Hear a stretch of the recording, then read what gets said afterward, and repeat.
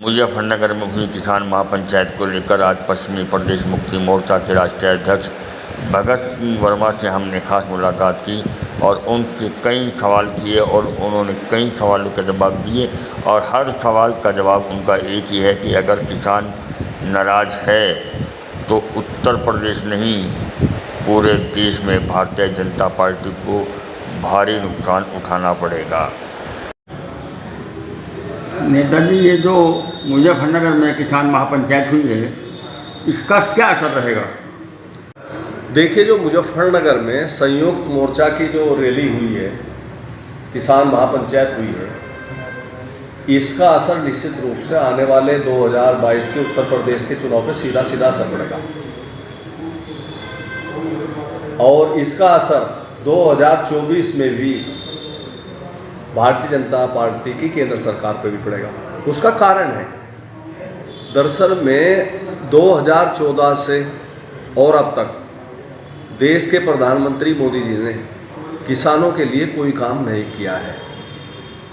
हम मान सकते हैं कि ये 3 कृषि कानून में कुछ फ़ायदा हो सकता होगा, लेकिन मैं पूछना चाहता हूँ प्रधानमंत्री जी से आपके चैनल के माध्यम से कि क्या गन्ने का रेट नहीं बढ़ना चाहिए था 4-5 वर्ष में? नहीं, अभी जो पीयूष गोयल उनके मंत्री हैं, उन्होंने कहा कि हमने गन्ने का मूल्य बढ़ाया है और लगभग 5 करोड़ किसानों को इससे फ़ायदा हुआ है। दरअसल में बड़ी दुर्भाग्यपूर्ण स्थिति है। यदि मैं प्रधानमंत्री होता इस देश का तो सबसे पहले पीयूष गोयल को हटाता अपनी कैबिनेट के मंत्री को। कारण उसका, एक भारत सरकार के कैबिनेट मिनिस्टर और जो हायर कमेटी है देश की, उसमें वो शामिल है पीयूष गोयल जी, वो इतना बड़ा झूठ बोल रहे हैं। 5 रुपये उन्होंने बढ़ाया है FRP में, केंद्र सरकार ने 5 रुपये कुंटल FRP में बढ़ाया है और वो उत्तर प्रदेश में लागू ही नहीं होता। उत्तर प्रदेश में इसका कोई लाभ नहीं मिलेगा। वो झूठ बोल रहे हैं कि 5 करोड़ किसानों को इसका लाभ होगा। एक किसान को देश के इसका लाभ नहीं होगा। हमारा कहना इसमें यह है कि सीधे सीधे हमारे यहाँ उत्तर प्रदेश में SAP लागू होती है, कल स्टेट एडवाइज। कल महापंचायत के अंदर जो टिकैत थे वो अपने मूल मुद्दों से हटकर करके पूरे जो उनके मुद्दे थे जो बोल रहे थे वो पूरी तरह राजनीतिक मुद्दे लग रहे थे। इस पर क्या कहेंगे आप? देखिए, राजनीति तो करनी चाहिए। इस देश के प्रत्येक लोकतंत्र में जो है राजनीति करने का सबको अधिकार है और सबको राजनीति करनी चाहिए। उसमें राकेश टिकैत को भी राजनीति करनी चाहिए और हम लोग भी राजनीति कर रहे हैं। हमारा सीधे सीधे कहना यह है उत्तर प्रदेश के मुख्यमंत्री योगी जी को और देश के प्रधानमंत्री मोदी जी को कि इस देश में जब तक किसानों की परचेजिंग पावर नहीं बढ़ेगी तब तक देश आर्थिक रूप से मजबूत नहीं हो सकता। इसलिए ज़रूरी है कि इस देश के किसानों को उनकी फसलों का लाभकारी मूल्य दिलाने का काम केंद्र सरकार करे और विशेष रूप से योगी जी उत्तर प्रदेश में गन्ने का रेट बढ़ाएं। कम से कम जो पश्चिम प्रदेश मुक्ति मोर्चा जिसके लिए बराबर संघर्ष कर रहा है कि गन्ने का लाभकारी रेट उत्तर प्रदेश में 600 रुपये कुंटल मिलना चाहिए। और एक इशू हमारा और भी है साथ साथ, पिछले 4 वर्षों में हरियाणा गवर्नमेंट ने 50 रुपये कुंटल रेट बढ़ाया है गन्ने का, जबकि उत्तर प्रदेश में 1 रुपया कुंटल नहीं बढ़ा। तो हमारा कहना यह है कि उत्तर प्रदेश सरकार अपने सरकार के खाते से 50 रुपये कुंटल सीधा गन्ने किसानों के खातों में भेजने का काम करें तो फायदा होगा किसानों को। इस तरह से झूठ बोलने से, पीयूष गोयल के कहने से कि 5 करोड़ गन्ना किसानों को इसका सीधा फायदा होगा, यह निराधार है और बिल्कुल झूठ है। भारतीय जनता पार्टी के लोगों का ये कहना है कि जो महापंचायत हुई है इसमें समाजवादी पार्टी के लोग, बसपा के लोग और अदर्स लोग थे, किसान नहीं थे। तो इस पर क्या कहेंगे आप? क्या उसमें समाजवादी पार्टी में, भारतीय जनता पार्टी में, बहुजन समाज पार्टी में, कांग्रेस में किसान नहीं है? देखिए, भारत एक कृषि प्रधान देश है और उत्तर प्रदेश एक किसान प्रदेश है।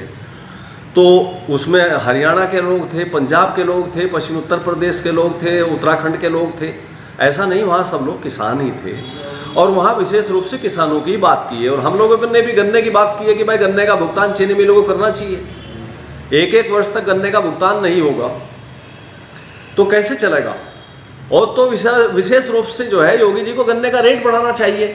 एक और हम लोग रेज कर रहे हैं, जो सबसे बड़ी समस्या है आज मजदूर की बड़ी प्रॉब्लम है किसानों को, उसके लिए मनरेगा योजना है।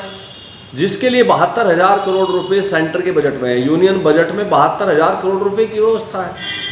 तो मनरेगा योजना को सीधा खेती से जोड़ने का काम सरकार करे, वो उत्तर प्रदेश में, उत्तराखंड में, सभी राज्यों में, ताकि किसानों को सीधे सीधे मनरेगा से मजदूर उपलब्ध हो सकें। ये करना चाहिए सरकार का, इसमें 1 रुपया खर्च नहीं होता। तो सरकार कोई काम नहीं करना चाहती। डीजल के रेट लगातार बढ़ रहे हैं, डीजल के रेट बढ़ने का सीधा असर इस देश के किसानों पर पड़ता है। हमने ये भी सुझाव दिया है भारत सरकार को और प्रदेश सरकारों को कि किसानों के कार्ड बना दीजिए। 30 रुपये लीटर आपको डीजल बढ़ रहा है, आप 50 रुपये लीटर में किसानों को दीजिए। बिजली के रेट बहुत बेतहाशा बढ़ा दिए हैं सरकारों ने, तो जब तक बिजली के रेट कम नहीं होंगे, जैसे पंजाब में बिजली कृषि कार्यों के लिए फ्री है, तो इसी तरह उत्तर प्रदेश में भी निःशुल्क बिजली दिलाई जाए किसानों को। वर्मा जी, ये जो आपका महापंचायत है, इसका सीधा सीधा चुनाव पे क्या भारतीय जनता पार्टी को ये रोक पाने में सफल होगी महापंचायत? हाँ, बिल्कुल होगी। और किसानों में नाराजगी है, यदि ये सरकार को समय रहते सरकार इसे मैनेज कर सकती है, जैसे गन्ने का रेट बढ़ाकर, बिजली के रेट कम करके। तो किसानों के लिए कड़े कदम यदि मुख्यमंत्री जी और देश के प्रधानमंत्री जी नहीं उठाएंगे, तो चुनाव में, आने वाले चुनाव में भारतीय जनता पार्टी को बहुत बड़ा चुनाव में खमियाजा भुगतना पड़ेगा इसका। धन्यवाद। और अगर आपने हमारे चैनल को सब्सक्राइब नहीं किया है तो सब्सक्राइब कीजिए, लाइक कीजिए, शेयर कीजिए और हाँ, बेल आइकन को दबाना ना भूलें ताकि बाकी अपडेट्स आपको सबसे पहले मिलती रहे। नमस्कार। अगर आपने हमारे चैनल को सब्सक्राइब नहीं किया है तो सब्सक्राइब कीजिए, लाइक कीजिए, शेयर कीजिए और हाँ, बेल आइकन को दबाना ना भूलें ताकि बाकी अपडेट्स आपको सबसे पहले मिलती रहे। नमस्कार।